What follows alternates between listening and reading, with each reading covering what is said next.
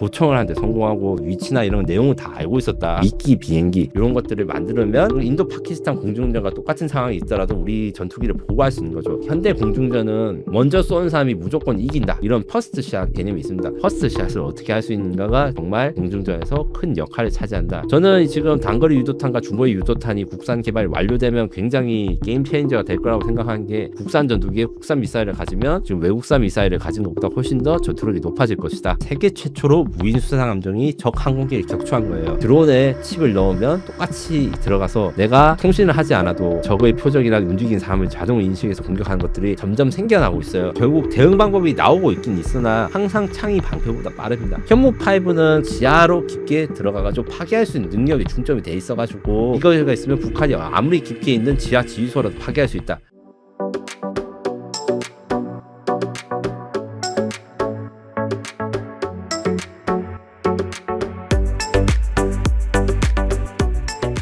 얼마 전 파키스탄이 중국산 J-10C로 인도 라팔 전투기를 격추했다고 발표했잖아요. 프랑스 무기가 중국 전투기에 당한 건데 이 장면 어떻게 보셨나요? 안녕하세요. 아무래도 무기 판매에서 가장 중요한 건 실적, 그다음 실전에서 어떻게 활약했는가가 아주 중요하다 보니까 이런 관심이 많아지는 게 있고, 또 중국에서는 이번 성과나 전투에 대해서 이제 좀 성과로 포장하고 중국의 좀 자존심, 자신들의 기술이 좀 뛰어나졌다 이런 것들에 대해서 SNS에서 많이 이야기하는 게 사실이에요. 그 미국 무기가 세계 1인 이유는 아무래도 이제 전쟁에서 증명된 무기, 그다음 실전에서 이제 그 역할을 다한 것이 많다 보니까 1위인 거고, 중국 같은 경우에도 후발주자인 이유가 중국제 무기가 이렇게 실전에서 활약한 사례나 이런 게 굉장히 드물었기 때문에 이번에 이제 인도와 파키스탄의 이 공중전에서 중국산 무기가 이제 활약을 했다. 여기에 지금 많은 사람들이 주목을 하고 있고 이제 중국이 가장 좋아하고 있죠. 근데 원래 이런 식의 전쟁을 통해서 무기 판매나 이런 게 늘어났던 거는 가장 많은 게 미국, 그다음에 사실 이번에 피해자라고 할 수 있을까요? 프랑스가 있습니다. 프랑스의 전투기 판매가 시작되게 된 거는 3차 중동전 때 이스라엘 공군이 미라지 3라고 하는 이제 그 전투기를 투입해서 이제 시리아라든가 다른 아랍 국가들의 미그 전투기들을 전 군전에서 크게 성과를 내고서 그 이후로 수출이 잘 됐거든요. 이게 리버스된 버전이 지금 인도랑 파키스탄의 공중전이라 할 수 있고, 사실 우리도 이런 사례들이 예를 들면 있습니다. 어떤 것이냐면 저희 K9 자주포가 굉장히 잘 팔려서 전체 시장 점유율을 36%를 차지하거든요. 전 세계 그 자주포 시장에서. 그 잘 팔리게 된 이유가 뭐 여러 가지 이유도 있겠지만 그 중에서도 특이할 만한 게 우리가 연평도 포격전에서 우리 대한민국 해병대 2사단의 그 K9 자주포가 북한을 사용해가지고 막 군지가 불타는데도 제대로 사격하고 대응을 한 거, 요것들이 다 이제 이미지가 좋게 박혀가지고 수출이 잘 된 것도 있어요. 이렇게 아무래도 전쟁과 분쟁은 사람 목숨이 왔다 갔다 하기 때문에 이거를 스포츠 경기라든가 뭐 구경하는 걸로 하는 것은 좀 잘못된 일이지만, 그래도 이런 전투나 이런 전쟁의 결과에 따라서 그 특정 국가의 무기 체계들이 수출이 잘 되거나 반대로 아니면 인기가 갑자기 떨어지는 일은 많이 있고, 이번 사건 같은 경우에는 프랑스 방위 사업이 진짜 굉장히 빨간불이 켜졌다고 할 수 있죠. 지금 이제 좀 더 설명할 시간이 있을 수 있겠지만 프랑스의 라팔 전투기라는 건 단순한 그냥 프랑스제 전투기가 아니라 4.5세대 전투기, 그러니까 미국의 5세대 전투기 다음으로는 가장 좋은 성능을 가지고 그리고 가격도 엄청 비싼 전투기가 이렇게 중국산 전투기에 격추됐다는 것은 마치 J-10C 쇼크, 그러니까 이제 냉전 시기 때 미국이 쇼크라는 게 있었어요. 무슨 말이냐면 냉전 시대에는 이제 서로가, 그러니까 자유진영과 공산진영 간의 정보를 잘 알 수 없었다가 이제 전쟁이 터지니까 소련의 미그 전투기가 굉장히 잘 나가더라, 이런 것들이 이제 충격적으로 받아들여서 급하게 신무기를 개발하고 이런 것들이 많았는데, 이제 21세기에도 이게 재현이 된 거죠. 이건 J-10C 쇼크 혹은 PL-15 미사일 쇼크 이렇게 불러도 손색이 없을 정도로 지금 반향이 크다고 생각합니다. 파키스탄은 전투기부터 방공망까지 사실상 중국 무기로 채워져 있더라고요. 중국 무기가 인도와의 군사 균형에 어떤 영향을 주고 있다고 보세요? 먼저 사람들의 오해를 좀 바로잡을 게 있습니다. 파키스탄의 중국제 무기만 있는 것은 아니고 이번 공중전에서도 많은 무기들이 써졌는데, 가령 예를 들자면 프랑스제 DA-20 전자전기라는 게 있어요. 요 같은 경우에는 프랑스에서 만든 전자전기로, 전자전기의 역할이라는 거는 전파에 대한 모든 정보를 수집해요. 적군이 어디에서 무전기를 쓰고 있고 저 비행기에서는 어떤 전파가 나오고 이 미사일에서는 어떤 레이더 주파수를 사용하는지 이런 것들을 다 수집하는 거랑, 적이 우리 아군의 비행기라든가 자산에 대해서 공격하지 못하도록 방해 전파를 내놓은 요걸 두 개 한 게 전자전기라는데 2019년 전쟁에서도 이제 프랑스제 이 DA-20이라 불리는 전자전기가 굉장히 잘 쓰여가지고 이번에도 아마 활약을 한 것으로 보이고 요거 외에도 상당히 이제 무기 체계들이 많습니다. 뭐가 있냐면 스웨덴의 샤브 2000 조기 경보기. 조기 경보기라는 거는 일반적으로 여객기 같이 생겼는데 위에 등이나 위에 큰 레이더 같은 게 달려 있어서 멀리 있는 적을 탐지하고 미리 공격 경보를 내려준 비행기예요. 이런 것들 경우에도 스웨덴에서 구매를 하고 또 전투기 중에서는 미국제 F-16을 구매해서 쓰기도 합니다. 그렇기 때문에 프랑스, 스웨덴, 미국, 중국 이런 파키스탄군의 여러 가지 무기들이 있으나 중국을 빼고 이 나머지 국가들은 조용해요. 왜 조용하냐? 이 국가들의 공통점은 인도 눈치를 봐야 됩니다. 파키스탄이 비록 무기를 팔았지만 아무래도 인도의 경제 규모라든가 이런 게 힘이 있기 때문에 조용합니다. 지들이 활약을 했는지 이런 것도 크게 활약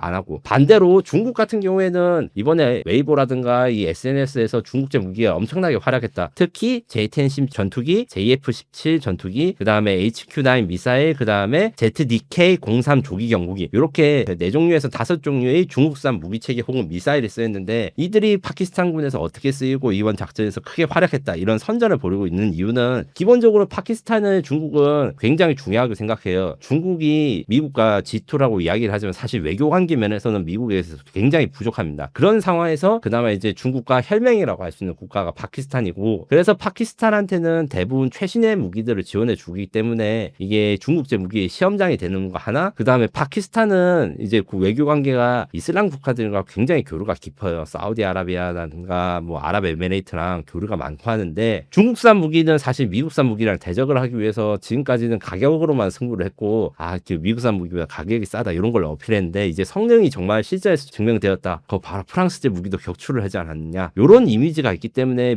중국은 이번 전투에서 자신들이 사용된 무기 그러니까 중국산 무기들에 대해서 홍보를 엄청나게 미리 했고 이것이 미래에 가면 어떤 영향을 줄 수 있냐. 이게 중동의 파워 게임에도 영향을 줄 수 있어요. 항상 중동 국가들은 미국산 무기를 대량으로 수입하면서 그 기름을 주고 그리고 미국의 패권을 어느 정도 인정을 했는데 중국산 무기가 이런 높은 성능을 가지고 가격도 괜찮다고 싶으면 이 중동 국가들이 이제 흔들릴 수밖에 없는 거죠. 일례로 지금 어떤 일이 있냐면 이집트가 중국산 J-10 전투기를 구매를 하고 싶다. 확정은 아닌데 이런 의사를 밝혀가지고 이게 지금 큰일이 났어요. 이집트는 아마 다른 컨텐츠에서 제가 말씀드린 적이 있는데 FA-50이라는 국산 전투기랑 K9 자주포 이것들을 현지 생산하는 걸 추진을 했는데 중국산 전투기가 이렇게 시저에서 활약을 한 거예요. 마침 얼마 전에 4월달 말에 중국이 막대한 돈을 들여서 자신들의 J-10 전투기라든가 아니면 Z-20 수송기나 이런 대규모 항공 자산을 이집트에 주가지고 합동 훈련했어요. 근데 합동 훈련 이게 무기 세일즈란 말이에요. 이 무기 세일즈를 해가지고 한국산이야 미국산 무기 사지 말고 중국산 무기 사라 이렇게 어필을 했는데 이런 실전 결과까지 나왔으니까 중국 입장에서는 비즈니스에 굉장히 도움이 되는 거죠. 이집트뿐만 아니라 다른 나라들도 이번 결과에 따라서 이제 우리는 프랑스제 라파를 샀는데 이제 아랍에미레이트나 이런 여러 국가들이 그리고 이집트 이런 데들 다 라파를 샀거든요 프랑스제. 근데 이번에 떨어졌으니까 약간 후회를 하고 있는 게 있어요. 이 굉장히 참 무기 판매나 이제 무기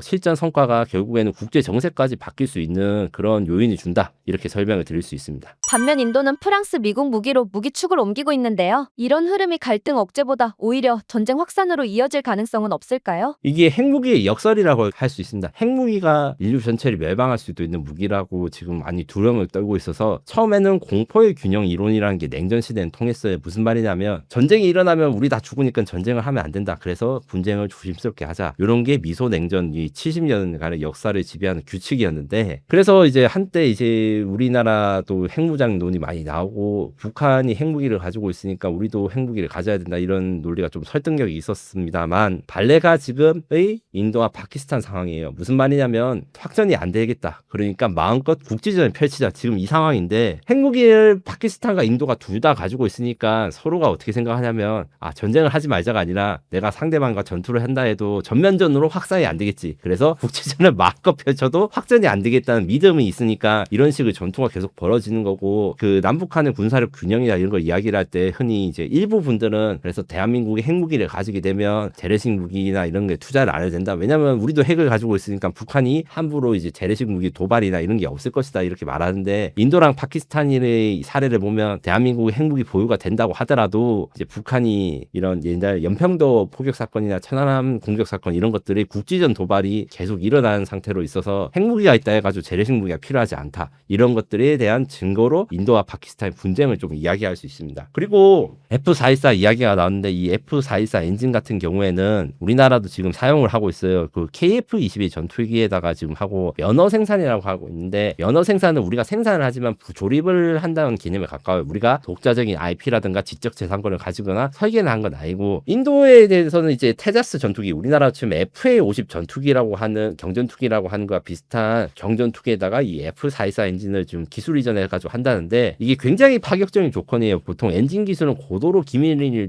많은 거라서 이렇게 기술 이전 제대로 안 해주거든요. 그럼에도 불구하고 인도가 너무나 중요하기 때문에 미국은 기술 이전을 해줬고 다만 이제 미국은 고민이 되죠. 왜냐하면 이렇게 이제 파격적인 기술 이전을 하는 이유가 인도가 중국을 가장 잘 견제할 수 있는 나라이기 때문인데 그런데 인도는 러시아랑도 매우 친합니다. 우크라이나 러시아 전쟁 때 러시아가 좀 공격을 받은 게 자신들의 그 석유 자원을 수출할 길이 없었기 때문인데 인도가 그걸 다 사줬어요. 싼값에 샀으니까 인도한테 이익인데 전쟁이 하든 말든 우리는 뭐 중립이나 이런 거 신경 안 쓰고 이제 러시아로부터 에너지를 수입하겠다. 이거 미국이 못 말렸거든요. 원래 제재를 해야 되는데 인도가 그렇게 위상이 중요한 거고 거기다가 인도는 인구가 많으니까 사람들이 원래 한때 기대를 했던 게 중국이 너무 커지고 강력해지니까 인도의 제조업과 생산성을 키우면 대체될 수 있는 생산 기지로 이제 생각할 수 있다. 이런 말도 많이 하고 그래서 실제로 아이폰 같은 경우에도 중국 폭스콘 공장에서 이제 넘어가서 인도에서도 생산이 시작되고 있는데 생각보다 생산성이 별로 늘어나지도 않고 거기다가 러시아랑 친하게 지내죠.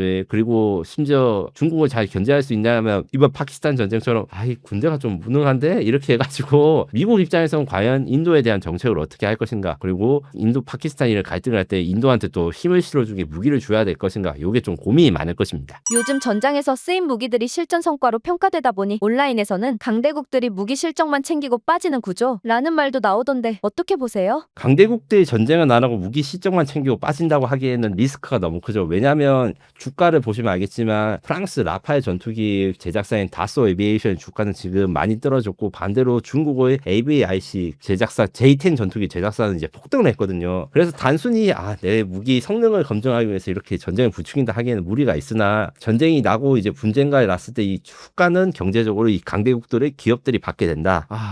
저는 좀 제일 걱정이 되는 게 인도군이 여러 가지 무능한 건 맞아요. 지금 이제 여러 가지 발표를 볼 때 가짜 정보가 많아가지고 함부로 이제 제가 속도는 할 수 없으나 지금 여기가 보이는 게 이제 파키스탄 공군이 지금 어떻게 전투를 했는지 발표를 한대요. 그 다음에 인도가 어떻게 전투를 했는지 발표한대요. 이거 두 개를 봤을 때 이 내용을 모두 다 믿을 수 없지만 상대방이 서로 자기들이 어떻게 했다. 요건 약간 과장이 될 수 있지만 상대방이 어떻게 했다. 요건 그래도 신뢰성이 있기 때문에 보자면 인도 같은 경우에는 나름 성과를 보인 무기 체계들이 있어요. 뭐냐면 공대지 작전 그러니까 항공기라든가 미사일로 적의 기지나 이런 걸 파괴하는 건 나름대로 잘한 것 같아요. 뭐 브라보스라고 하는 초음속 미사일 같은 거를 러시아랑 만들었는데 이것도 이제 실전에서 성능을 보였다거나 아니면 스칼프 이지라고 하는 이제 라팔에서 사용하는 정밀 타격 미사일 해머 뭐 이런 것들이 좀 효과를 보냈다고 하는데 반면에 파키스탄 같은 경우에는 공대공 그러니까 항공기끼리 전쟁에서 이제 좀 성과를 보인 것 같아요. 이것 때문에 지금 J10 중국의 J10 전투기가 프랑스의 라팔 전투기 이겼다. 이런 것들에 대해서 많이 이슈가 되고 있는데 그래서 이런 장사를 하기 위해서 전쟁을 일으켰다. 이거는 저는 동의를 하지 않으나 이런 전쟁의 후과가 경제적으로도 엄청난 파급을 효과를 준다. 여기에 대해서 많이 걱정이 되고 저는 이제 좀 개인적으로 진짜 좀 진지하게 걱정이 되는 게 지금 인도군에 K9 자주포가 있어요. K9 자주포는 매우 우수한 자주포고 실전에서 검증되었습니다. 다만 인도군이 사용자가 무능하면 어떻게 될지 몰라서 저는 조마조마한 게 혹시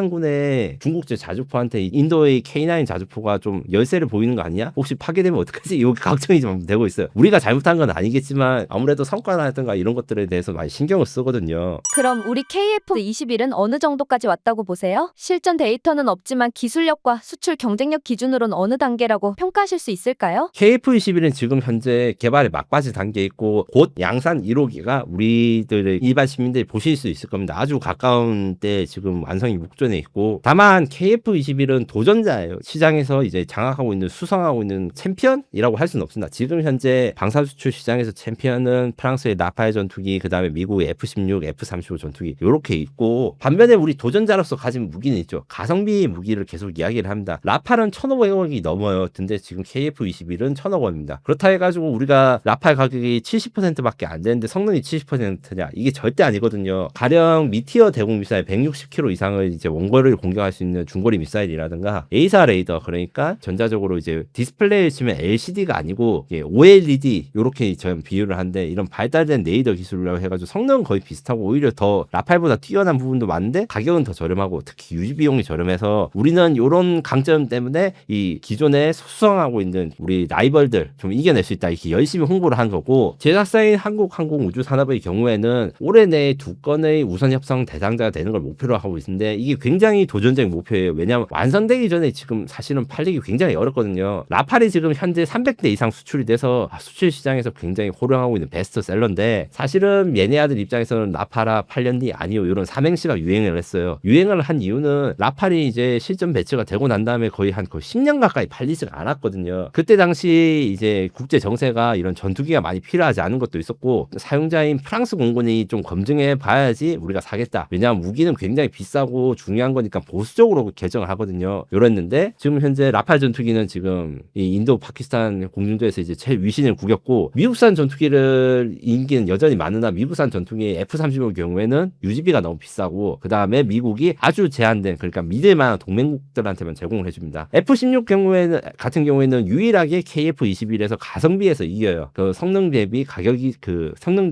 매우 저렴한데 생산 수량이 그렇게 많지 않아서 주문을 하면 몇 년씩 밀려 있어요. 반면 KF-21 같은 경우 우리가 새로 진입한 도전자이기 때문에 이런 납기 측면에서 강력한 경쟁력, 그 다음에 가성비에서 경쟁력으로 우리가 기존의 천홍성 같은 전투기 시장의 기존 라이벌들을 뚫기 위해서 노력하고 있다, 이렇게 표현할 수 있습니다. 요즘은 실전 경험이 무기 수출의 성패를 가른다는 말이 많잖아요. 아직 실전이 없는 KF-21, 이게 치명적인 약점이 될 수 있다는 우려는 어떻게 보시나요? 물론 이런 걱정이 사실이 될 수도 있지만 저희가 냉정하게 생각해 봐야 될 부분이 있습니다. 첫 번째로 무기 수출은 마음대로 아무 나라한테나 수출할 수 있는 게 아니라 국제적인 무기 거래 규정을 준수하고, 그다음에 우리나라의 그 수출 승인 심사를 해서 필요한 꼭 수출해도 괜찮다고 하는 우리야 가까운 국가들한테 파는 거예요. 그 관점에서 이제 실전 배치나 실전 투입을 우선해서 할 때 문제는 결국 실전 투입을 해가지고 우리가 이제 양의 선순환, 그러니까 실전 투입에서 우리가 어떤 개선점을 가져야 되고 이제 성능 개량을 해야 될지 요걸 보고 그 다음에 더 좋은 무기를 만들고 그게 더 좋은 성과로 그 판매가 되면 좋지만, 반대의 경우도 있어요. 그냥 실전 투입돼가지고 성능이 안 좋다 그러면 얘가 성능 개선이라든가 업그레이드를 받을 기회를 놓쳐버리고 아예 묻혀버릴 수도 있단 말이에요. 그리고 꼭 실전 투입한 무기만 팔리는 게 아닙니다. 스웨덴의 그리펜이라든가 유로파이터, 라팔 같은 경우에는 실제로 유로파이터 타이푼 같은 경우에는 실제로 라팔과 달리 격추가 아직 안 됐지만 그래도 수출되고 있어요. 왜냐하면 현대전의 그 무기 스펙이나 기능이 반드시 실전에서 증명해야지만 되고, 안 그러면 증명이 안 돼, 연애를 안 한 모쏠, 이런 이미지가 절대 아니거든요. 기술적인 스펙이나 이런 거를 어느 나라든 충분히 평가할 수 있기 때문에 실전 투입이 안 돼가지고 수출이 안 될 것이다, 이렇게 말하는 건 좀 성급하고, 다만 실전 투입이 돼서 우수한 성능을 발휘하면 그것이 수출에 도움이 된다, 요건 맞는 말이죠.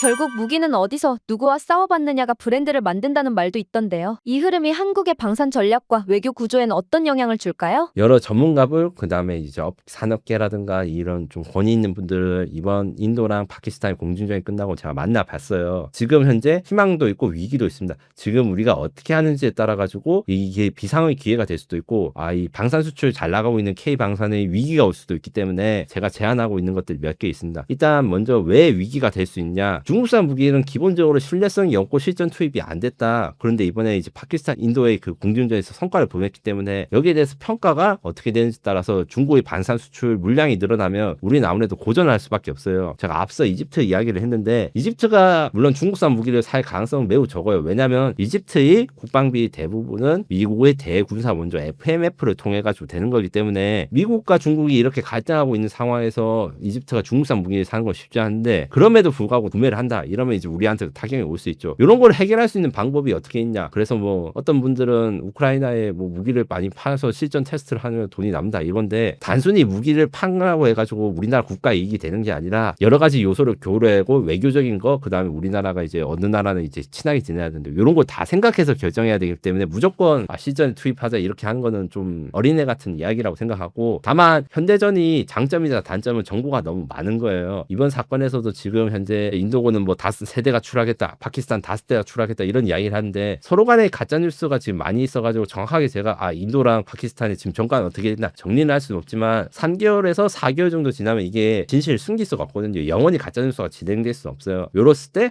인도군과 파키스탄군은 어떻게 해서 이겼고 어떻게 해서 졌는지를 사실은 공개 정보 분석을만 해도 굉장히 많은 교훈을 얻을 수 있는 게 이런 21세기 인터넷 시대의 장점이거든요. 이런 것들은 남의 나라의 일이라고 생각하지 말고 KF21에도 어떤 점이 개량이 돼야 되는가, 그리고 그 개량을 위해서 투자를 해야 되는가, 꾸준한 투자를 해가지고 우리가 오히려 저 경쟁 우위를 만들 수 있는 기반이 되고, 제가 그런 기반이 되기 위해서 많은 노력을 해야 된다고 지금 정확하게 제가 말씀은 못 드리지만 높으신 분들, 이렇게 표현할 수 있는 분들한테 많이 어필하고 있습니다. 어떤 것이 있느냐면 지금 인도와 파키스탄 공중전에서 나팔이 왜 떨어졌는가 이야기를 할 때 여러 가지 가짜 뉴스가 있지만 제가 확실하게 확인한 거는 파키스탄군은 인도군이 나팔이 언제 어디서 뜨고 어디 있는지 정확하게 알 수 있었어요. 어떤 일이 있었냐, 이것도 아마 다른 분들이 잘 말씀 안 하셨던 건데, 파키스탄군이 뭐 여러 가지 이제 논란이나 과장은 있을 수 있으나 라팔 전투기끼리 하는 교신음을 들었어요. 도청을 하는데 성공하고 도청하는데 성공했다는 걸 위치나 이런 내용을 다 알고 있었다. 전투기 조종사는 콜사인이라고 하는 게 있어요. 이게 별명 같은 건데 라팔 조종사들이 어떤 콜사인을 쓰는가도 지금 이미 다 알려졌거든요. 파키스탄이 그걸 도청을 하고 전자전에서 이겨서 이런 거 알았어요. 우리도 비슷한 위험을 가지고 있을 수 있기 때문에 통신망을 어떻게 구축하고, 그러니까 전투기만 만드는 게 아니고 그 다음에 전자전을 어떻게 하냐, 이런 거에 대해서 많이 투자를 해야 되는데, 예를 들면 현재 연구되는 거는 이제 5G 통신을 우리가 쓰고 있는데 6G 통신은 위성 통신입니다. 위성으로 대용량 데이터 링크 통신을 하면 단순히 이제 속도가 빨라지는 것뿐만 아니라 보안이 굉장히 좋아져요. 그래서 카이라든가 우리 정부 같은 경우에는 KF-22가 이 6G 기술을 융합한 차세대 전투 체계 이런 것들을 지금 준비 중이고, 여기다가 이제 저기 미사일 같은 거 쏘면 어떻게 하면 피할 수 있는가, 전파 방해하는 제머 같은 걸 잘 다는 방법도 있지만 요즘의 트렌드는 미끼를 만드는 것입니다. KF-22가 똑같은 전파를 발사할 수 있는데 미끼, 비행기 이런 것들을 만들면 똑같은 상황, 인도 파키스탄 공중전과 똑같은 상황이 있더라도 우리 전투기를 보호할 수 있는 거죠. 이런 것들에 대해서 KUSARP 그 다음에 AAP 뭐 이런 무인기들한테다가 이 미끼가 되는 것들을 연구하고 있는데, 이런 것들에 대한 투자가 잘 되고 난다면 북한이 이런 파키스탄을 본받아가지고 이런 우리 전투기를 공격하는 상황이 생기더라도 우리가 좀 더 잘 대응할 수 있는 기반이 되는 것이죠.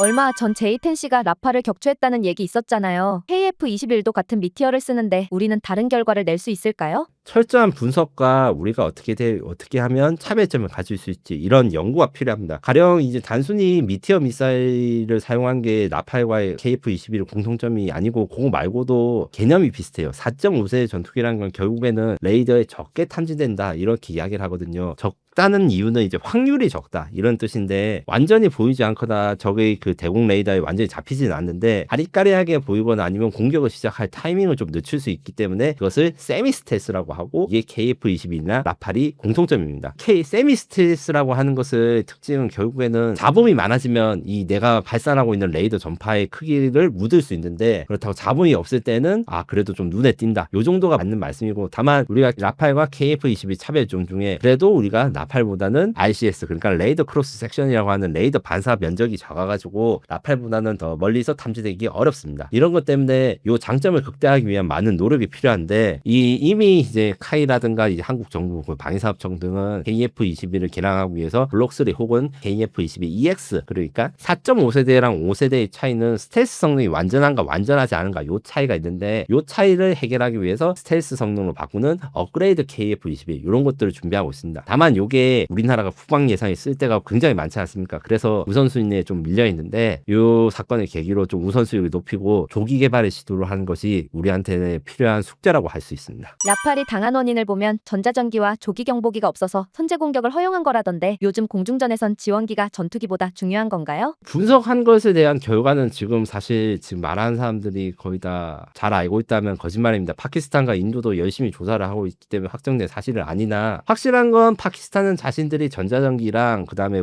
조기 경보기를 어떻게 운용하는지를 공개를 했고, 인도의 전투기가 추락한 건 사실이다. 근데 인도도 파키스탄 전투기를 공격한 것 같거든요. 그래서 지금 파키스탄 전투기 피해가 어떻게 되는지 좀 불명확해요. 그래서 섣불리 사실은 이렇습니다. 이렇게 하면 좀 거짓말이지만 그래도 제가 지금 판단된 내용이라 봤을 때 지원되는 내용도 중요하고 그다음에 파일럿의 능력, 그다음에 실력도 중요한 겁니다. 탑건 2들은 아마 다들 전투기 관심 있으면 보셨을 건데 이게 게임과 실제가 다른 게 전투 게임에서는 죽으면 다시 미스폰이 되지만 실제로 전투기에 타고 전투를 하면 이 굉장히 자신 목숨을 걸고 하시는 정말 위대한 일을 하시는 분이에요. 제가 이제 앉아서 왈가왈부 하는 게 조금 더 미안해질 정도인데 적이 공격을 하고 이렇게 시도를 했을 때 사실은 현대 공중전은 먼저 쏘는 사람이 무조건 이긴다. 퍼스트 샷 이런 개념이 있습니다. 왜냐하면 미사일의 정밀도가 너무 높아졌기 때문에. 그럼에도 불구하고 어떤 거리 이상 그러니까 초장거리로 미사일을 발사를 하면 전투기는 회피를 할 수 있거든요. 그 회피를 할 수 있는 기능이라는 전술도 있고 근데 조종사 입장에서는 그걸 다 알고 있다고 해도 적이 먼저 미사일 쏘면 일단 대응하는 게 무너지는 거예요. 그래서 퍼스트 샷을 어떻게 할 수 있는가가 정말 공중전에서 큰 역할을 차지한다. 이것이 이번 인도랑 이 파키스탄의 공중전의 교훈이라고는 말할 수 있습니다. 왜냐하면 이 파키스탄에서 발사한 PL-15 미사일이 성과를 보인 것은 적보다 먼저 공격을 했기 때문이고 이 공격을 했던 원인 중에서 전자전기랑 조기경보기가 있는데 전자전기랑 조기경보기가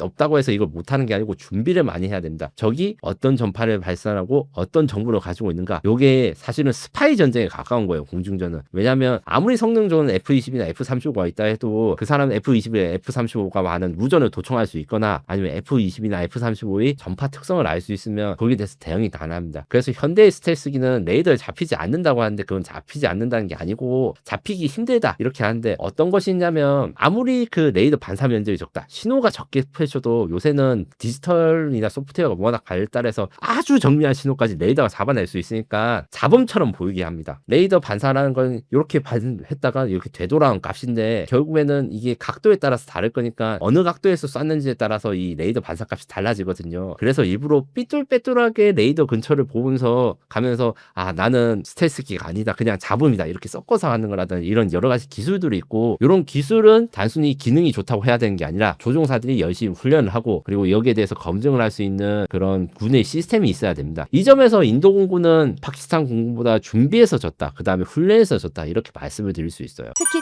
J-26D는 전자 방해뿐 아니라 직접 공격도 가능하고 이번엔 KJ-500 조기경보기까지 나섰다는데요. 전자전에서 밀리면 공중전 자체가 무의미해지는 건가요? 네, 맞습니다. 특히 지원기가 중요한데 그 지원기를 가지고 있다고 있는 게 중요한 게 아니라 일종의 스파이 활동, 적의 정보를 많이 알아야지 실전에서 쓸 수 있어요. 조기경보기는 레이더가 큽니다. 크기 때문에 전자파를 많이 발사하고 멀리서 적을 탐지할 수 있지만 반대로 이런 것들을 회피하거나 숨길 수 있는 여러 가지 기술들이 있어요. 그 기술은 단순히 사람의 능력, 그 다음에 장비만 있은 장비 둘 중 하나만 필요한 게 아니라 둘 다 필요한 겁니다. 계속해서 24시간 적이 어떤 전파를 발사하는지 이런 걸 분석하면서 연구를 계속해야 돼요. 이 레이더를 피하기 위해서 어떻게 움직이면 되는가 혹은 이렇게 저렇게 움직이면 적의 레이더를 피할 수 있구나 이런 방법들이 있어요. 어떤 기술들인지 간단하게 예를 한번 들어보자면 현대 전투기들은 적의 레이더를 완벽하게 피할 수 있는 방법이 하나 있습니다. 어떤 방법이냐 적과 그 상대 속도가 0이면 레이더에 탐지가 안 돼요. 현대의 전투기 레이더는 움직이지 않는 표적에 대해서 탐지를 못하는 특성이 있기 때문에 적이 어디로 움직이는지만 알고 있으면 적과 90도 방향으로 이렇게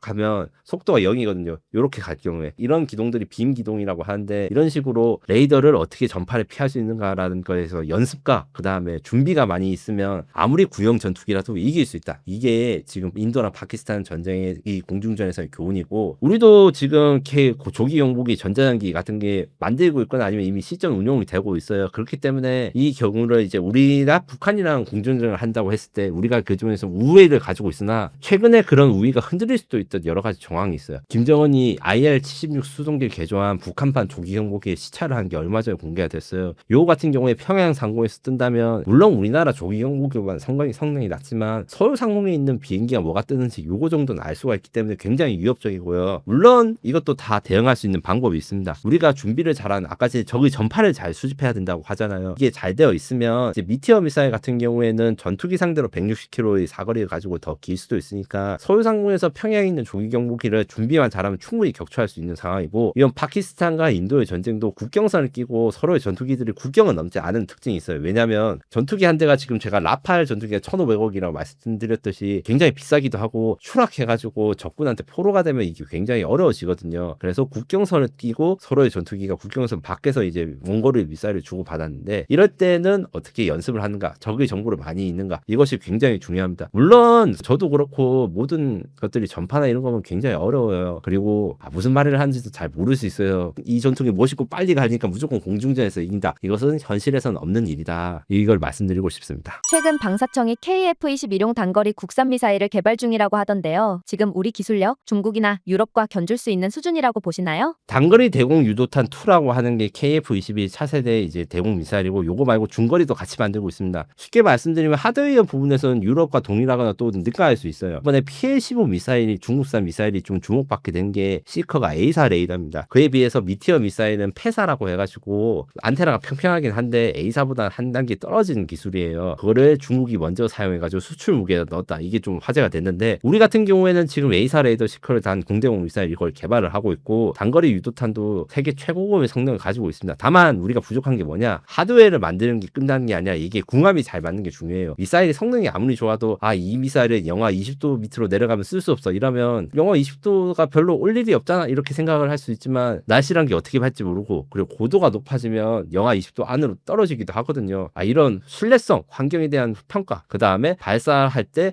어떻게 전투기랑 정보를 잘 교환하는지 이걸 체계 통합이라고 하는데 이게 우리가 경험이 부족하고 발사 실험을 할 때 어떻게 하면 안전하게 발사하는지도 중요해요. 유럽이나 미국 같은 경우에는 앞으로 수십 년 동안 미사일을 만들어 왔기 때문에 그리고 그 미사일들을 전투기에 장착해 왔기 때문에 어떻게 하면 잘 떨어지고 사고가 안 나는지 이런 노하우가 있는데 우리는 지금부터 그 노하우를 쌓아나가는 단계이기 때문에 요것 때문에 우리나라가 유럽이나 미국에 비해서 미사일 기술이 떨어진다 이렇게 말씀하는 부분이고 대신에 하드웨어적 부분은 굉장히 뛰어나거나 동등 이상이다 이렇게 말씀드릴 수가 있어서 저는 지금 단거리 유도탄과 중거리 유도탄이 국산 개발이 완료되면 굉장히 게임 체인저가 될 거라고 생각하는 게 가격대 성능비를 확보할 수 있을 뿐만 아니라 미사일과 전투기 간의 궁합이 중요하거든요. 그래서 국산 전투기에 국산 미사일을 가지면 지금 외국산 미사일을 가진 것보다 훨씬 더 전투력이 높아질 것이다 이렇게 말씀을 드릴 수 있습니다. LSAM과 KF-21이 데이터로 연결돼 지상과 공중에서 동시에 대응한다고 하는데요. 이게 현실적으로 가능한 통합 시스템일까요? 아직은 구상 단계일까요? 요거 같은 경우에는 일부 맞고 일부 틀린 부분이 있어요. 어떤 개념이냐면 대공 미사일은 약간 지상전을 치면 지뢰지대를 만드는 개념입니다. 여기서부터 여기까지는 지뢰가 쌓여 있으니까 적군을 이 지뢰지대로 끌어오기는 한데 아군은 들어오지 마라. 이런 개념이거든요. LSAM이나 MSAM과 KF-22 시너지를 낼 수 있는 것은 분명히 있습니다. 정보를 융합할 수 있고 한국산 데이터 링크를 사용해가지고 서로가 갖고 있는 표적 같은 걸 볼 수 있는데 기본적인 운영 개념은 KF-21이 LSAM이 방어하는 구역에 가지 않는 거예요. 그건 약간 지뢰박 같은 겁니다. 다만 이제 KF-22 공중전을 하고 있는데 지휘부에서 판단을 해서 KF-21한테 네가 직접 쏘지 말고 도망치면 LSAM이 잡을 것이다. 이런 식으로 연동하는 것은 가능합니다. 그래서 공중전에서 하던 아마 이제 육군 병사를 하신 분들 쉽게 이야기할 건데 지뢰박 같은 개념이 대공 미사일이다. 그래서 적군은 이 지뢰밭으로 끌어올라야 되고 우리는 그 지뢰밭을 피해가지고 적군이 오도록 유도를 하는 게 이 전투기 역할을 해서 합동작전을 할 수 있다. 이번에 파키스탄이 단순히 PL-15 미사일만 활약을 한 게 아니라 HQ-9이라고 하는 중국판 S-400 미사일, S-300 미사일 이렇게 대공 미사일도 활약을 했다고 하거든요. 그리고 인도도 전투기가 떨어지긴 했지만 인도의 S-400 러시아제 지대공 미사일이 어느 정도 활약을 보였다고 해요. 다만 이제 대공 미사일로는 전투기를 모두가 대체할 수 없는 게 이게 지뢰박 같은 개념이라서 지뢰가 탱크를 대체할 수 없듯이 서로의 역할이 좀 다른 게 있는데 방어 작전에서는 이런 이 지대공 미사일과 전투기가 잘 협조를 해가지고 우리 전투기는 이제 오발 사고로 떨어지지 않으면서도 적국 전투기는 보이지 않는데 공격할 수 있고 이런 것들이 좀 중요합니다. 또 방사청이 2038년까지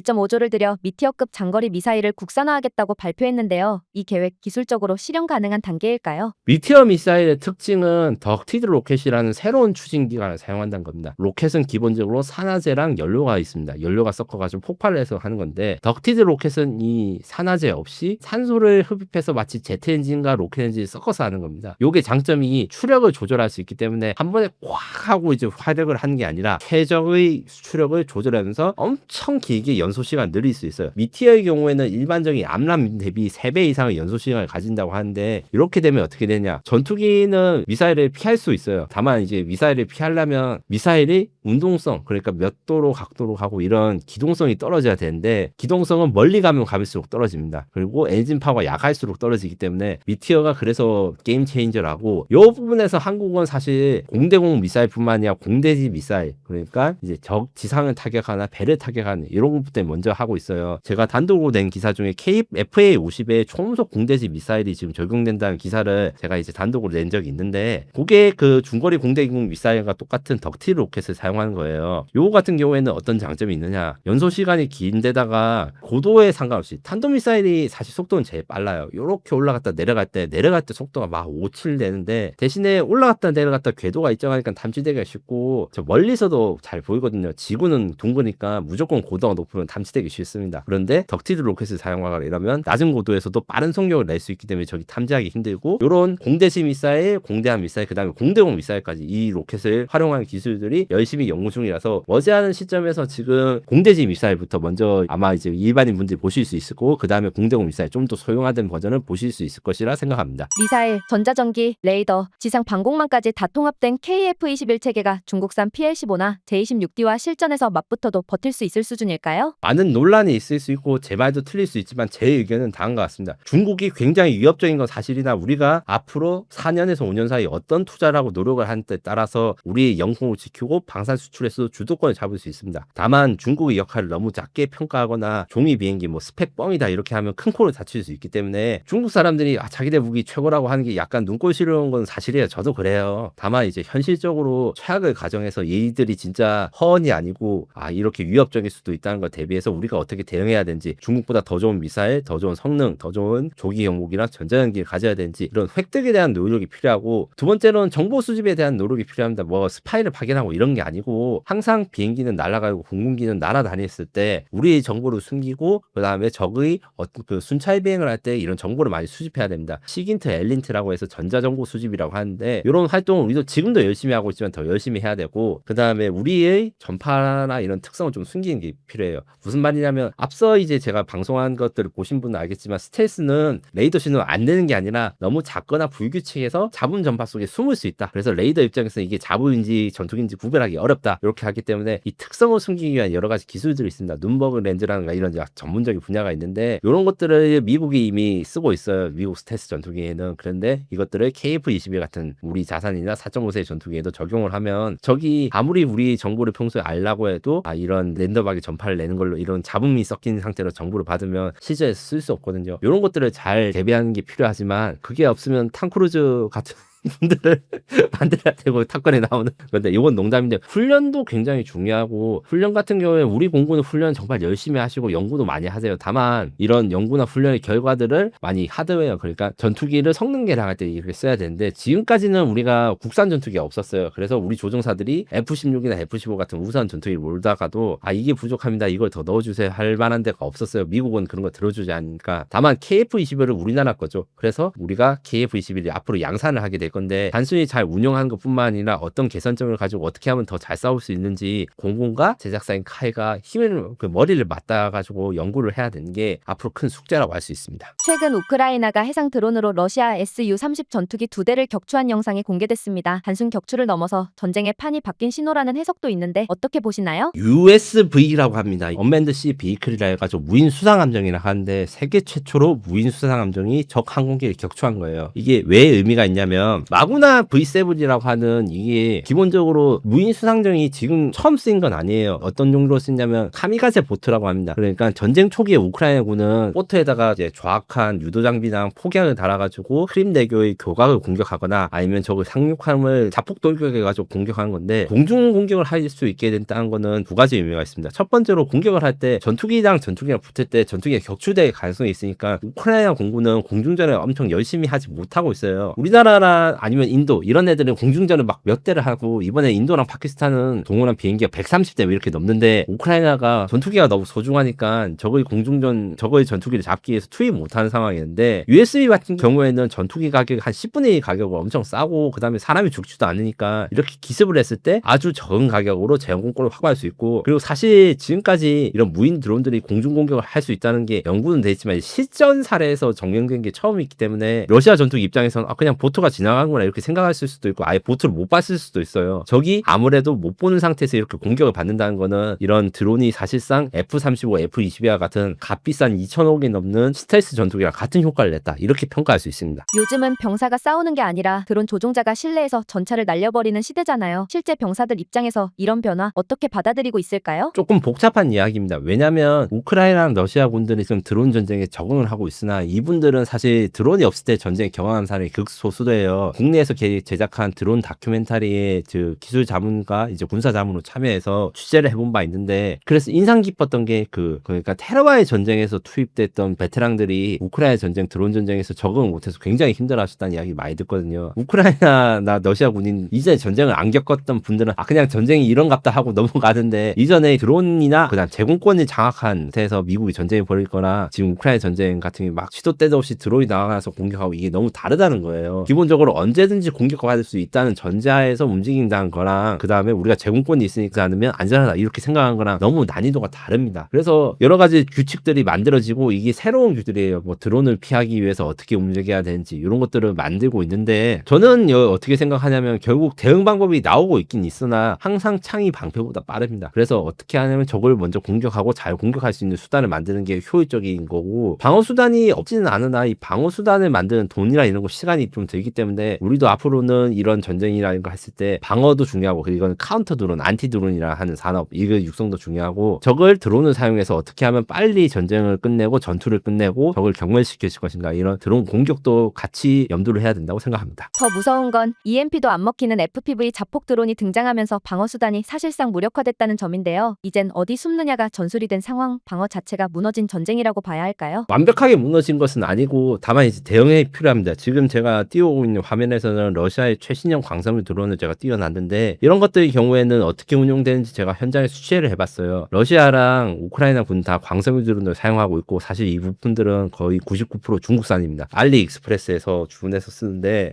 광섬유 드론이라는 게 결국 연이랑 비슷해요. 무슨 말이냐면 산지랑 그 다음에 바람이 세게 부는 날에 굉장히 위험해요. 그래서 익숙해지거나 아주 숙련된 조종사가 조종을 해야지 줄이 안 끊어지고 통신을 유지할 수 있는 단점이 있고 그 다음에 숲으로 숨는다는 게 우리나라 입장에서는 어떠냐면 이런 건물이라든가 아니면 숲풀이 많은 한국 지형에서는 좀 적절하지 않아요. 우크라이나는 평지가 있고 이랬는데 실제로 제가 광섬유 드론을 운전하거나 조작하는 것들 취재를 해봤는데 줄이 안 끊기게 비행을 하는 게 생각보다 어렵고 여기에 대해서 또 노하우가 필요하지만 진짜 잘하시는 분들은 20km 밖에서도 이렇게 줄이 안 끊기고 유지를 하시더라고요. 이것 때문에 위협적이라고 하는데 사실은 대응책이 있긴 있습니다. 이런 것들 같은 경우 단순히 숲으로 숨는 것뿐만 아니라 자기가 어떻게 움직이느냐에 따라서 이 광섬유 줄을 어떻게 꼬일 수 있게 만들 수도 있어요. 표적이 나군 방향이나 운동 방향을 생각하면 이런 전술도 있고 여러 가지 방어할 수 있는 게 있는데 문제는 광섬유 드론이나 이런 대응책이 있지만 이거보다 더 발달된 기술들이 벌써 등장하고 있습니다. AI 드론이 그것인데 AI 드론은 엣지 AI라 해가지고 우리가 챗GPT가 우리가 컴퓨터나 휴대폰에서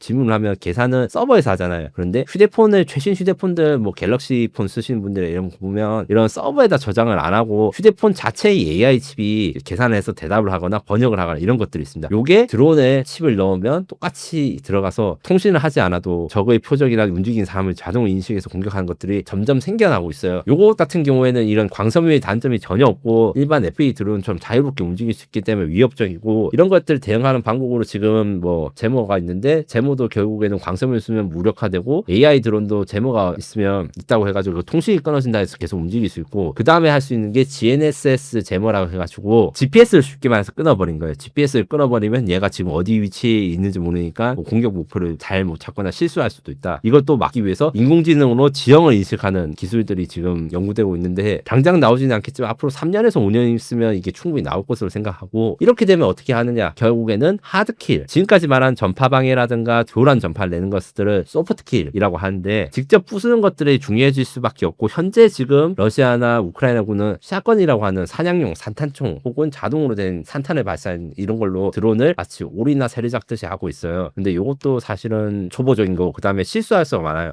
워낙 빠르기 때문에 사람이 아무리 명사수라도 그걸 놓치게 될 수가 있거든요. 이걸 해결하기 위해서 드론으로 드론을 잡는다는 개념이 있는데 초반 부분에서 무조건 몸통 박치기를 해가지고 적 드론을 만드는 것 이미 시절에서 쓰이고 있고 우리 국내에서도 열심히 연구가 되는 것들이 있어요. 제가 소개해드린 게 국내의 하드키 드론인데 이렇게 드론이 적 드론을 발견하면 근처에 안전지대에서 접근하다가 공격력을 매니면 바로 날개를 뚫어버리거나 이렇게 해서 추락을 시키고 이런 것들이 있거든요. 여기서 좀 더 발달하면 뭔가 그물 같은 걸로 해가지고 적 드론을 묶어가지고 떨어뜨린다거나 아니면 이제 아예 조종기를 탈취한다거나 이런 것들이 있는데 이건 약간 미래의 일이고 현재로서는 하드키 드론, 충파 드론이라고 하는 직접 충돌해서 파괴하는 것이 아마 이제 미래 드론 전쟁에서 굉장히 중요해질 것이다. 이렇게 말씀드릴 수 있습니다. 현장에선 드론 소리만 들려도 병사들이 반사적으로 엎드리고 며칠 지나면 수면 장애가 시작된다고 하던데요. 이건 사람이 싸우는 전장이 아니라 기계가 심리를 압도하는 공간 아닌가요? 사실은 PTSD는 예전부터 있었던 거고 포탄의 포탄 소리 대신에 드론의 소리로 PTSD 대상이 옮겨간 게 사실다고 보시면 됩니다. 기본적으로 전쟁터를 안 겪은 게 저를 포함해서 모든 분들한테 제일 좋고 겪었을 때 그 공격에 대한 신경을 쓰면서 그걸 외면할 수 없잖아요. 그 포탄이 무섭다 해서 그걸 안 들으면 내가 죽으니까 이게 PTSD 주요 원인인데 드론이 있다고 해가지고 이제 결국 그게 없어지거나 새로 생기다기보다는 과거에 있던 무기에서 이제 새로운 무기로 이제 PTSD가 옮겨갔다 이렇게 생각하시면 될 것 같습니다. 시민들이 3D 프린터로 탄두를 찍어 전선에 보내는 상황이라는데 이젠 군인과 민간인의 구분조차 사라진 전쟁처럼 보입니다. 기술이 전장을 사회 전체로 확장시키고 있는 건가요? 제가 우크라이나에서 드론 관련 다큐멘터리를 하면서 실제로 16세 젊은 고등학교 졸업도 안 했는데 드론 조립에 소질이 있어가지고 드론을 조립해서 우크라이나군에 공급을 하더라고요. 그리고 3D 프린터 같이 이게 이유가 장소랑 전력 그 다음에 3D 프린터에 펠린만 있으면 생산이 어디서 되니까 어느 곳에서 그 공장이 그 우크라이나군은 대규모 군수공장 있으면 러시아가 공격을 하니까 아파트 지하실 같은 데서 분산시켜가지고 적이 공격을 피하더라고요. 이런 게 장점은 있죠. 적이 공격을 피할 수 있고 한 군데가 파괴되더라도 다른 부분을 대신할 수 있는 거 있는데 말씀하신 대로 누가 군인이고 민간인지 구분이 안 되는 전쟁은 사실 몇십 년 전부터 있었습니다. 대한민국도 물론 국제법에선 전투원과 비전투원을 규정하는 법이 있고 한데 당장 그 이스라엘과 팔레스타인 전쟁만 보더라도 그게 잘 지켜지지 않고 있고요. 대한민국도 보시면 SUV 탄 차량들은 아직도 그 징발을 해요. 전쟁이 나면 전쟁터에서 군인들 쓸 수 있도록 이렇게 동원법이 있기 때문에 적 입장에서는 민간인들이 총을 안 들고 있다 뿐이지 얘가 이제 총을 안 들고 있어도 총을 10개 만든지 100개 만든지 모르는 게 이게 현대전의 특성이고 좀 비인간적인 부분이라 할 수 있습니다. 우리 군도 경항모 대신 드론 항모로 방향을 틀었는데요. 잘 잡았다는 평가도 있지만 아직은 선언 단계라는 말도 있더라고요. 실제로 전장 구조가 바뀌고 있는 걸까요? 결론적으로 말했을 때는 아직 어떻게 하는 게 가장 좋은 방법인지 찾아가는 단계고 방금 전에 말씀하신 것 중에 이루곤 했지만 착륙은 못했다. 이거는 어떤 이야기냐면 제너럴 아토믹스에서 만든 모하비라는 비행기 비행 시범을 했는데 이 비행기는 짧은 활주로에서 뜨고 내릴 수가 있어서 한국의 독도함이라고 하는 상륙함에서 이제 했어요. 이게 길이가 199m인데 말씀하신 대로 이거는 독도함에서는 이륙만 하고 착륙이 안 되는 거리였던 거예요. 다만 이게 기체 자체의 문제가 아니라 여시버 영국에서도 했는데 영국 같은 경우에는 그 퀸 엘리자베스 항구 우리 독도함보다 훨씬 큰 항구에서는 이륙과 착륙 시범을 다 보였어요. 그래서 지금 드론 항모를 만들고 하는 해군은 결국 드론 항모라 해가지고 엄청 유인 항모보다 작은 게 아니고 4만 톤에서 6만 톤 정도의 큰 주제인데 함재기가 1,000억 원짜리 함재기를 20대씩 탑재하고 막 유지비가 돼서 한 유인 함재기에 거의 10조 가까이 쓰는 거 대신에 무인기로 이걸 대체를 해가지고 비용을 좀 줄이겠다 이런 관점이고 얼마 전에 제가 알기로는 그래서 튀르키예 그 무인 항모 계획들 좀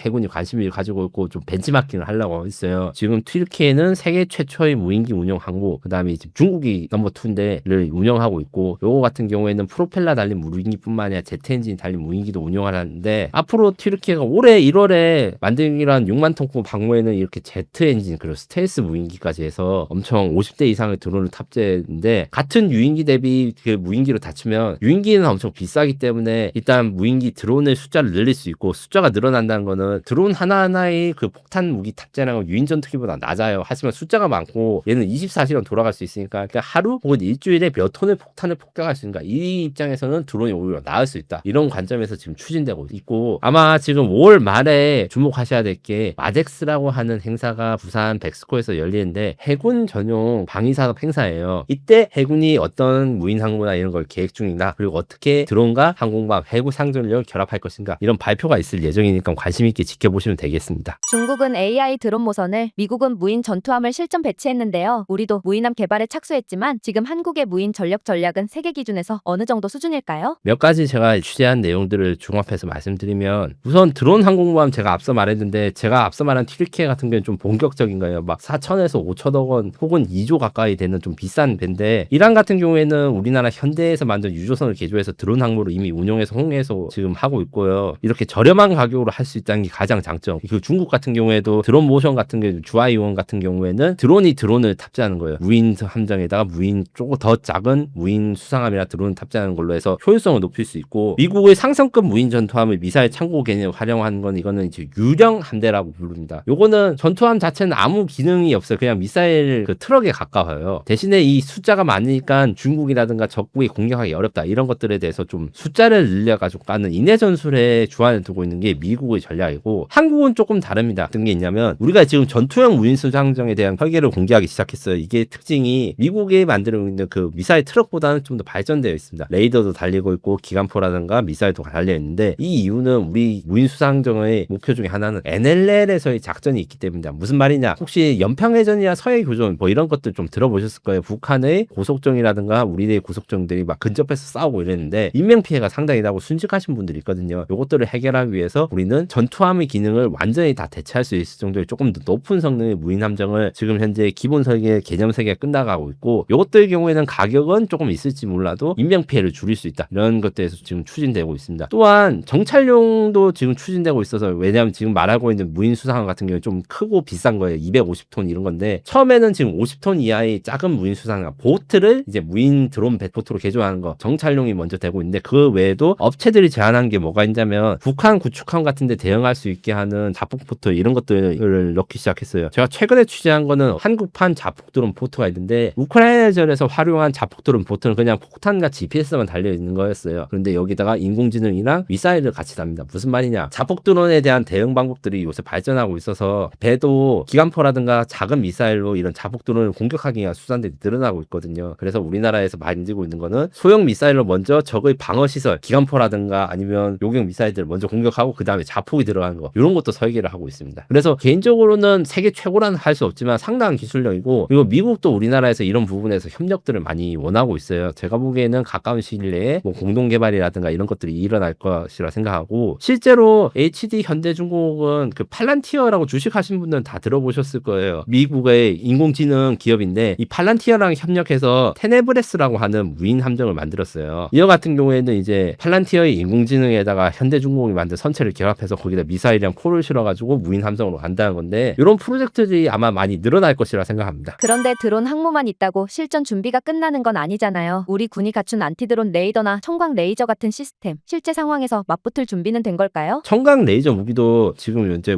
제가 많이 취재를 하고 있는데, 세계 최초로 실전 배치된 레이저 요격 무기이지만 한계점도 있습니다. 출력이 그렇게 많지 않아서 사거리 문제랑 그 다음에 대형 드론에 대한 요격이 좀 어려운 문제가 있어서 요걸 성능 개량을 배치할 때부터 지금 벌써 하고 있어요. 그렇기 때문에 이게 수출 상담이나 이런 것도 되고 있고, 앞으로는 이제 본격적인 크기의 무인 항공기라든가 좀 더 큰 미사일들도 요격할 수 있게 준비를 하고 있으나, 아직 실전에서는 기본적인, 그러니까 북한이 우리나라에 용산에 침투했던 무인기라든가 이런 것들에 대한 대응 능력을 갖추고 있어서 연구 투자가 좀 더 필요한 상황입니다. 이 외에도 드론 탐지 레이더가 지금 국가 핵심 시설에 배치되어 있는데 수입산이거든요. 여기에 대해서 국내 업체들도 많은 곳에서 이런 국산 드론 탐지 레이더를 만들고 있어서 실제로 성과를 내보이기도 하는데, 사실 워낙 새로운 개념이기 때문에 도입에 시간이 걸리고 있어서 이것들을 좀 더 가속화해서 드론 방어 체계를 확충해야 되는 필요성은 있습니다.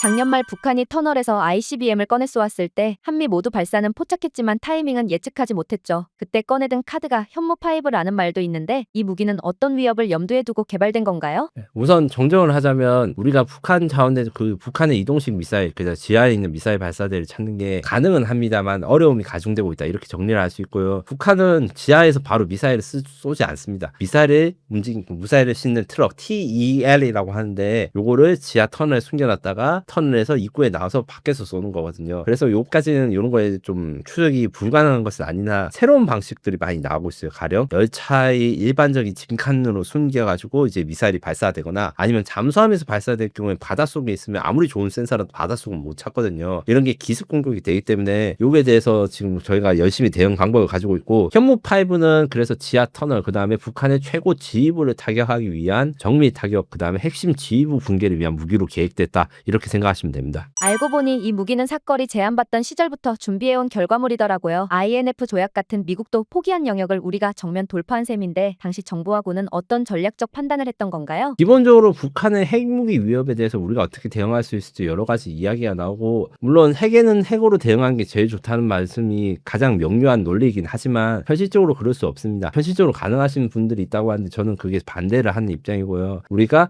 국제규범에 정해진 틀 속에서 북한 핵을 대응하기 위해서 어떻게 해야 되는가, 전략적 마비를 할 수 있는 게 필요하다. 북한 지도부가 발사를 결심을 하기 못하도록 선제 타격으로 확실히 없앨 수 있다. 이런 메시지를 주고 실제로 그 능력을 실증할 수 있는 무기를 만들어야 된다 생각하는 게 현무5고, 현무5에 대해서 이제 약간 혼동되는 게 있어서 좀 정정을 해드리자면, 현무5는 파괴력 8톤 탄두를 가져서 괴물 미사일이라 부른다. 이걸 저도 많이 했는데, 이 괴물 미사일의 8톤 탄두 용량은 최대한 많은 사람들을 죽이기 위한 용도는 아직은 아니에요. 그러니까 핵무기를 따라하기 위해서 8톤 탄두를 한 건 아니고, 왜냐면 핵무기는 TNT 2000톤에서 10,000톤 이렇게 가는데 8톤이니까 이게 아이고 뭐 이게 어떻게 핵무기 대응이 돼, 이런데 핵무기 대응을 하는 건 어떤 거냐면 미군 전략 자산이 있습니다. 미국 전략 자산 B2 폭격기 같은 경우에는 B61이라고 하는 전술 핵무기로 북한의 최고 지도부를 타격하는데, 이 핵무기는 위력은 낮지만 관통력, 지하로 깊게 들어가가지고 파괴할 수 있는 능력이 중점이 돼 있어가지고 이거가 있으면 북한이 아무리 깊게 있는 지하 지휘소라도 파괴할 수 있다. 그래서 북한이 두려움을 떨고 있는데, 미국의 개입이나 이런 거 없이 우리가 바로 그렇게 할 능력을 갖출 수 있는가, 이 능력을 모방하기 위해서 이 8톤 탄두가 만들어진 것이고, 그래서 현무5가 뭐 북한 평양을 없앨 수 있어요. 이거는 아직은 아니고, 대신에 현무5는 북한 김정은이 어디에 숨어있든 우리가 공격해서 없앨 수 있다는 메시지와 능력을 실정해준 관통력 중심의 무기라고 생각하시면 됩니다. 외부에선 오버스펙이다, 수출하면 위험하다는 말도 있었지만 한국은 MTCR도 지키고 있잖아요. 이건 결국 전략무기를 자체 확보했다는 선언으로 봐야 하는 걸까요? 먼저 MTCR에 대해서 설명을 드릴 건데, 우리는 MTCR에 제한 없이 이 무기를 만들 수 있으나 수출할 때는 MTCR의 규제를 받는다. 그래서 탄도미사일 같은 경우에는 300km 이하의 사거리를 가져야 되니까 299km의 사거리를 가진 미사일을 폴란드라든가 사우디에 판매하고, 탄두 중량도 500km 이렇게 하는데, 내수, 그러니까 우리 국가 안보를 지키기 위한 목적으로는 이런 제한을 받지 않는다는 게 현재 상황이라서 8톤이라고 하는 무거운 탄두를 가진 괴물 미사일을 만들 수 있는데, 요 미사일들 같은 경우에는 다른 나라에서 필요 없을 수 있어요. 왜냐하면 지하 50m, 100m까지 지휘부를 가지고 있는 나라는 러시아, 중국, 그 다음에 북한, 이렇게 세 나라밖에 없다고 해도 과언이 아닙니다. 미국과 한국도 있군요. 서방 측에서는. 이런 대부분 나라들은 이렇게 수십 미터 밑에 지하 지휘소 벙커를 가지거나 이렇게 숨지 않아요. 대부분 다 그냥 야전 지휘소를 이렇게 가지고 있기 때문에 이게 왜 필요해 이렇게 하는데, 우리는 기본적으로 미국의 전술핵 동원 없이도 북한 최고 핵심 지휘부를 파괴할 수 있는 능력을 얻다 보니까 이렇게 한 것이고, 이건 어디까지나 전쟁이 났을 때 자위, 그 다음에 억제, 핵무기를 가진 상대한테 어떻게 딜을 할 것인가, 우리가 핵무기를 가지고 있지 않지만 너희들의 목숨을 죽일 수 있는 능력을 가지고 있다, 이런 균형을 맞추기 위한 목적으로 사용되는 거기 때문에 우리 자위적 능력을 맞춰가고 있다, 이렇게 하는 것이고, 다만 MTCR 그 레짐이라고 하는 이 체제를 지켜나가기 위해서는 8톤 탄두 미사일을 무조건 뭐 아무 나라에 팔고 이러지는 않겠죠. 대신에 우리는 수출용 미사일을 만들어서 잘 수출이 되고 있고, 이 성과가 굉장히 좋습니다. 북한 미사일이랑 자주 비교되지만 탄두 중량만 해도 우리는 8톤의 정밀도 관통력도 압도적이라던데요. 단순히 사거리로만 비교하는 건 억울한 평가 아닌가요? 실제로 저도 그 부분에 대해서 동의를 하고, 개발진들이 아주 이제 분해하십니다. 북한이 ICBM 만드는 거는 자신의 자의적 목적이 아니라 미국의 협박하고 일본의 협박하기 위한 목적이기 때문에 이거는 국가 방위랑 상관없는 약간 깡패 짓이라고 볼 수 있고, 그리고 핵무기 사용을 전제로 하고 있기 때문에 굉장히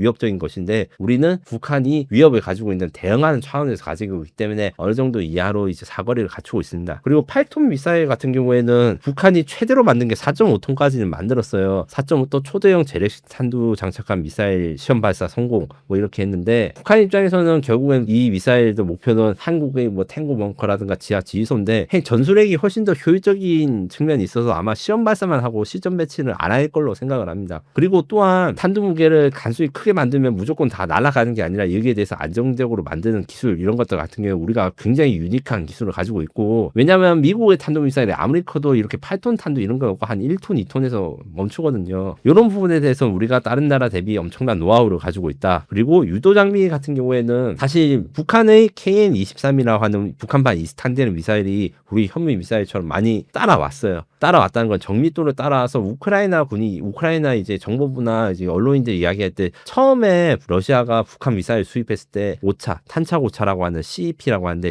필리핀은 특정 반경 안에 50% 이상 확률로 이 미사일이 맞출 확률입니다. 그게 한 뭐 100m가 넘고 200m가 넘어가서 실제로 타격을 못한다 했다가 어느 순간 뭔가 장비를 바꿨는지 50m 이하의 명중탄이 나오기 때문에 굉장히 위협적인 건 사실이나 대한민국의 탄도미사일 기술은 거의 미터급 이하 단위. 그래서 일부 사진들을 보면 깐데 또 깐다라고 해가지고 술게임이나 벌칙으로 이렇게 사투리는 땡꼬라고 하거든요.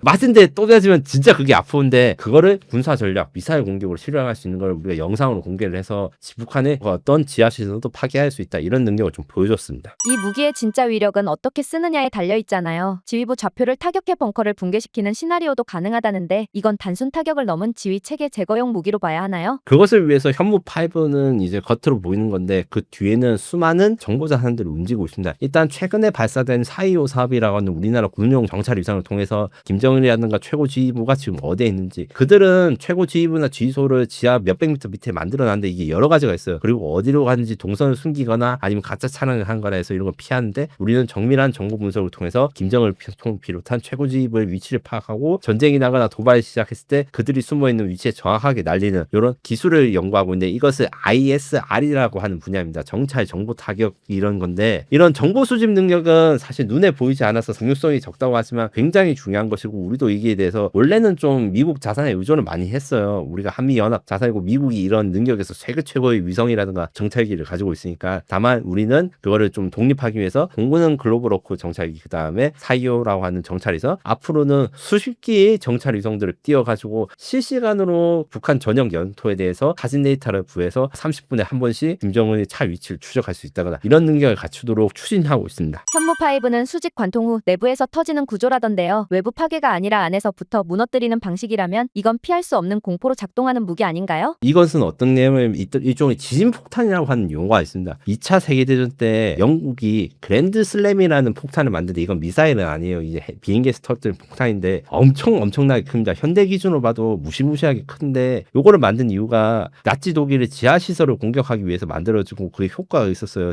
나치 독일은 아무래도 자신들이 토목 기술에 자신이 있으니까 아무리 큰 폭탄을 만들어도 뭐 이걸 자신들이 버티겠지 했다가 순식간에 이거를 부서뜨리고 이제 지붕을 떨어뜨리는데 떨어져가지고 파괴력이 너무 크니까 이게 지진이 나가지고 그 갱도가 무너지는 거예요. 이런 효과를 우리가 미사일로 만들 수 있다. 그래서 북한한테 압박을 가할 수 있다는 게 이 내용인데 요거랑 함께 지금 우리 현무 미사일과 현무5 미사일 말고도 우리나라 그 미사일 전력 핵심인 KT-SSM이라는 미사일이 있어요. 요거는 또 어떤 게 있냐? 요거는 단순히 지하 관통 능력만 좋은 게 아니라 기압 폭탄, 열압력탄이라고 하는 새로운 탄두를 만든다. 요게 쉽게 말하면 폭발력이 날 때 열이 있고 압력이 있습니다. 그래서 열과 압력으로 사람이나 장비를 살상하는데 이것을 잘 조정해서 일반 폭탄보다 열과 압력이 비치는 거리를 훨씬 더 크게 해서 거의 이제 지하 갱도 중심에서 이제 폭발을 시키면 갱도 입구까지 그 화염이 퍼지도록 만드는 거예요. 그러면 갱도 안이 싹 청소가 되는 거죠. 이런 것들에 대한 기술들이 있기 때문에 북한의 지하시설이나 이런 걸로 우리 공군의 공습을 막는 것도 할 수 없으니까 너희들을 도발을 하지 말라 이렇게 억제하는 효과가 있는 것이죠. 김정은이 평양 지하에 숨으면 사실상 제거가 어렵다는 얘기도 있었는데요. 오히려 이런 벙커에 숨어있는 걸 움직이게 만들어서 노출을 유도하는 전략도 가능한가요? 행동 유저 전략의 핵심은 적이 과도한 자원을 투입하게 만들어가지고 적이 진짜 필요한 것들을 못 만들게 한다. 어느 나라든 자원은 이제 제한돼 있고 특히 북한 같은 경우에는 경제력이 약하지 않습니까? 이런 지하 공격할 수 있는 미사일들이나 장비가 많아질수록 김정은은 더 많은 지휘소나 이런 걸 만들게 되고 이렇게 만들게 될 경우에 북한의 미사일을 만드는 자원들이 둘러주게 되는 거죠. 또한 김정은 같은 경우에 공포심을 주는 뿐만 아니라 이런 히스테리를 유발한다고 해야 될까요? 언제 한국이 공격할지 모르고 어디서 공격할 수 있으니까 거소나 이런 거 자주 바꾸게 되고 이게 결국에는 지도자로서 제대로 된 판단을 못하게 하거나 우리의 오판을 유도하거나 실수를 하거나 아니면 이제 제대로 이제 관리를 못하게 하는 이런 것들을 유도해서 결국 북한한테 압박을 줄 수 있다. 이렇게 생각하시면 됩니다. 중동 국가들이 현무5를 원했지만 결국 KT-SSM만 구매했다던데요. 현무5는 기술보다도 우리가 직접 쓰기 위한 무기라는 상징성이 더 큰 건가요? 두 가지 목적이 있습니다. 말씀하신 대로 우리가 쓰기 위한 우리는 어디까지나 자의적인 목적으로 북한이 핵무기에 대한 가지고 우리를 협박하고 압박하기 때문에 국제규범을 지치면서 비핵무기로 여기에 대응을 하다 보니까 나온 게 현무5의 목적 중 하나고 두 번째 목적으로는 고체 연료 유주 발사체로 현무5의 그 추진 기장을 공용으로 씁니다. 그렇기 때문에 우리나라 우리나라는 고체 연료 로켓, 나로라든가 우리가 이제 누리호 이렇게 하는 차세대 우주 로켓 이런 것들은 액체 연료인데 액체 연료는 힘이 세지만 준비에 시간이 걸리고 고체 연료는 힘이 약하지만 빠르게 발사 준비를 하고 발사에 필요한 인원도 굉장히 줄어들 수 있어요. 실제로 고체 연료 발사체를 우리가 쐈을 때 2명에서 3명 정도 인원으로 이 발사 과정을 다 했거든요. 이런 것들의 장점을 이용해서 우주 발사체로서의 엔진이나 부스터로 이제 현무5 기술을 사용한다. 이것도 두 가지 의미가 있습니다. 요즘은 사거리보다 생존성과 전략 설계가 더 중요하다고 하잖아요. 북한이 극초음속 회피 기술도 실험 중인데 현무5는 앞으로 어떤 전략적 진화가 필요하다고 보시나요? 지금부터 제가 말하는 것은 실제로 진행이 되고 있는 게 아니라 저희 상상이고 이게 추정이라고 가정을 하고 이제 말씀드리겠습니다. 현무5의 경우에는 아주 정밀한 정확도나 막대한 위력을 가졌는데 이 위력을 더 크게 만들려고 하는 노력이 아마 계속될 것 같고 그러다 보면 현재 8톤 탄도를 하는데 8톤 탄도를 능가하는 것도 아마 연구가 될 수 있지 않을까 이렇게 생각을 하고 두 번째로 탄도의 그 중량만 커서는 북한의 위협에 대처할 수 없어요. 북한도 이제 별지라고 하는 대공 미사일 그러니까 미사일 방어 시스템들을 구축하기 시작했습니다. 이런 미사일 방어 시스템들을 피해서 공격하기 위해서 우리도 북한처럼 초음속 글라이더라든가 극초음속 미사일 그다음에 초음속 대함 미사일 이런 걸 연구를 하는데 북한이 자랑을 하면서 이제 자신들이 극초음속 글라이더 이렇게 가지고 있다지만 실제로 이런 기술들을 우리가 더 뛰어나고 우리가 더욱더 미사일 방어 시스템을 무력화할 수 있는 기동들을 북한보다 먼저 만들었고 기술력도 더 높습니다. 이런 것도 이제 북한의 위협이 증가되거나 할 때 모습을 드러내면 아마 북한이 굉장히 공포에 떨 것인데 이런 것들을 북한은 먼저 이제 자신들의 정치적인 이익을 얻기 위해서 완성이 안 되는데도 혹은 안 만들고 있는데 약간 뻥을 섞어서 하는 게 있거나 아니면 무리하게 발사 시험을 하는데 우리는 그런 것들을 공개를 잘 안 하니까 북한보다 미사일 기술이 떨어진다고 생각하시는 분들이 있어요. 그거는 아니고 오히려 더욱더 앞서간다. 거의 최소 10년 이상 앞서간 분야들이 이런 분야인데 이렇게 해서 현무5의 이 위력 강화 이런 것도 있고 초음속 글라이더 아니면 이제 회피 기동 같은 걸 하는 거 그 다음에 디코이라든가 스텔스 이 미사일도 스텔스에 대한 기술 적용이 되고 있습니다. 그래서 레이더에 안 잡힌 미사일이라든가 이런 것들에 대한 투자가 되고 마지막으로 탄도 부분에서도 많이 바뀌는데 우리가 물론 앞으로도 핵을 만들기는 어려워요. 지만 그에 대해서 많이 이제 우회를 하면서 좀 더 좋은 성능을 넣기 위해서 고성능 폭약, 뭐 기압 폭탄, 뭐 열압력탄 이런 것도 있고 EMP 폭탄 같은 경우에도 제가 보기에는 열심히 만들고 계실 것으로 생각하고 그래서 이제 북한 전역에 정전을 만들거나 이런 거 유발할 수도 있고 드론에 넣는 미사일들도 아마 연구될 거예요. 무슨 말이냐면 드론이 위력적이고 그 다음에 적의 공격을 피할 수 있지만 느리거든요. 그래서 엄청 빠른 극초음속 초음속 탄도 미사일에다가 탄두에 드론을 넣으면 저기 이제 김정은이 만약에 지하로 안 숨고 만약에 트럭이라든가 아니면 자동차를 피우고 했을 때 이런 것들을 미사일로 공격하기 힘들 때 이 드론을 장착한 미사일을 쏘면 미사일이 적진 김정은 머리 위에서 이제 드론을 발사하고 드론은 느리고 몇 시간 동안 날아갈 수 있으니까 김정은을 찾을 때까지 보다가 공격하거나 이런 식으로 기술이 진화될 것으로 예상됩니다.